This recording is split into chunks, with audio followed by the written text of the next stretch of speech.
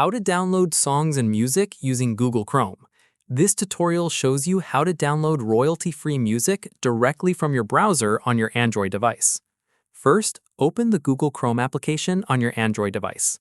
Next, type Pixabay in the address bar and press Enter. Following that, you'll be taken to the Pixabay homepage. Now, scroll down and look for the music option in the categories. Moving forward, tap on Music to browse through the available tracks. You'll see a collection of royalty-free songs displayed. Afterwards, tap on the play button next to any song to preview it. Listen through a few tracks to find the one you like. Once you've found your preferred song, look for the download button on the right side. Tap on Download to start downloading the music file. The file will download automatically to your device. Now, tap on the downloaded file notification at the top of your screen.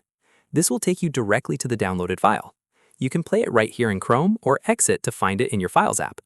Alternatively, open the Files application on your device, tap on Downloads folder at the top. Your downloaded song will appear at the top of the list. Tap on it to play the music anytime you want. And that's it. If this tutorial helped you download songs using Google Chrome, give it a like, subscribe for more music downloading tips and tricks, and tap the bell icon for notifications. See you in the next one.